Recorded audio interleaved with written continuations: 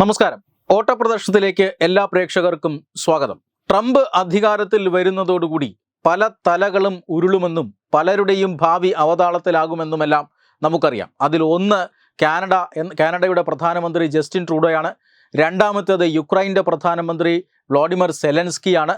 മൂന്നാമതായി ഈ അമേരിക്കയിലേക്ക് ഇവരുടെയെല്ലാം ആശീർവാദത്തോടുകൂടി കുടിയേറി പാർത്ത പതിനായിരക്കണക്കിന് അല്ലെങ്കിൽ ലക്ഷക്കണക്കിന് വരുന്ന അനധികൃത കുടിയേറ്റക്കാരാണ്. താൻ അധികാരത്തിൽ വന്നു കഴിഞ്ഞാൽ ഏതാണ്ട് ജനുവരി 20 അധികാര കൈമാറ്റം നടക്കുക. അധികാരം ഏറ്റെടുത്ത് കഴിഞ്ഞാൽ ലോകം കണ്ട ഏറ്റവും വലിയ ഒരു നാട് കടത്തലിന് അമേരിക്ക വേദിയാകും.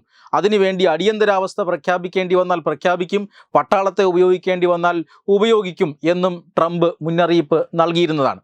ഇതിനു പുറമെ അമേരിക്കയ്ക്ക് എതിരായ അല്ലെങ്കിൽ അമേരിക്കൻ താൽപ്പര്യങ്ങൾക്ക് വിരുദ്ധമായി പ്രവർത്തിക്കുന്ന രാജ്യങ്ങളെ നികുതി ഉപയോഗിച്ച് നേരിടാനും ട്രംപ് തീരുമാനിച്ചിരുന്നു.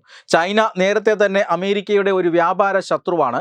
ചൈനയ്ക്ക് 10%, ചൈനയിൽ നിന്ന് അമേരിക്കയിലേക്ക് ഇറക്കുമതി ചെയ്യുന്ന വസ്തുക്കൾക്ക് 10% അധിക നികുതി ട്രംപ് ഇതിനോടകം തന്നെ ചുമത്താൻ തീരുമാനിച്ചിട്ടുണ്ട്.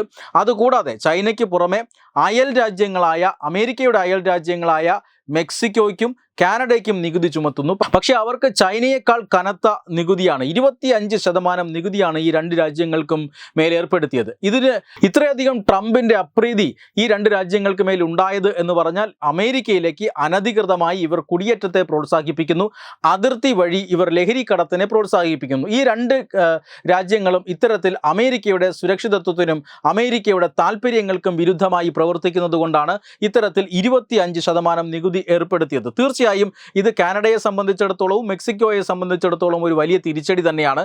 അതുകൊണ്ട് ഇക്കാര്യങ്ങൾ ട്രംപുമായി സംസാരിച്ചുറപ്പിക്കാനാണ് കഴിഞ്ഞ ദിവസം ട്രൂഡോ ട്രംപിനെ കാണാനെത്തിയത്. പക്ഷേ ആ കൂടിക്കാഴ്ചയിൽ വളരെ കൃത്യമായി ട്രംപ് ഉറച്ചു നിൽക്കുകയാണ് തൻ്റെ തീരുമാനത്തിൽ എന്നാണ് ഇപ്പോൾ റിപ്പോർട്ടുകൾ പുറത്തു വരുന്നത്. മാത്രമല്ല ജസ്റ്റിൻ ട്രൂഡോയെ കളിയാക്കി പറഞ്ഞു വിട്ടു എന്നും ഇപ്പോൾ സൂചനകൾ വരുന്നുണ്ട്. അതായത് ഈ ഒരു തീരുമാനം പിൻവലിക്കണം എന്ന് ട്രൂഡോ ആവശ്യപ്പെട്ടപ്പോൾ ട്രംപ് പറഞ്ഞത്, അങ്ങനെ അമേരിക്കയുടെ ഈ $100 ബില്യൺ വ്യാപാരമില്ലാതെ നിങ്ങളുടെ രാജ്യത്തിന് പിടിച്ചു നിൽക്കാൻ കഴിയില്ല അല്ലേ എന്നൊരു പരിഹാസം ഡൊണാൾഡ് ട്രംപ് പറയുന്നുണ്ട്.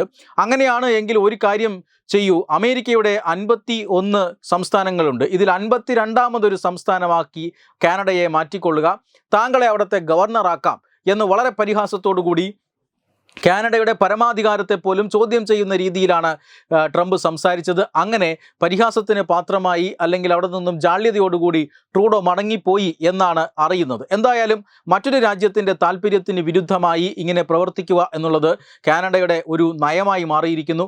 അവർ ഇന്ത്യക്കെതിരെയും ഇന്ത്യ വിരുദ്ധ പ്രവർത്തനങ്ങളെ പ്രോത്സാഹിപ്പിക്കുകയാണ്. എന്തായാലും ഒരു കാര്യം ഉറപ്പാണ്, ജസ്റ്റിൻ ട്രൂഡോയ്ക്ക് ഇനി അമേരിക്കയിൽ നിന്നും സഹായങ്ങൾ, അതായത് ബൈഡൻ അഡ്മിനിസ്ട്രേഷൻ നൽകിയതുപോലുള്ള പിന്തുണ ഉണ്ടാവില്ല. നേരെ വാ നേരെ പോ എന്ന രീതിയായിരിക്കും ട്രംപിൻ്റേത്.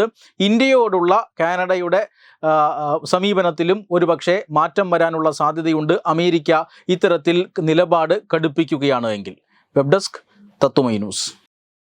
Powered by Jyothis, realising your dream home. Our ongoing luxury apartments projects are Crown near Karivattam, The Square near UST Global, White Manor near Aattugal Ambalathara, and Evergreens Luxury Villas near Tirumala. Call 90482 55599. Jyothis Building Promoters Private Limited, Thiruvananthapuram.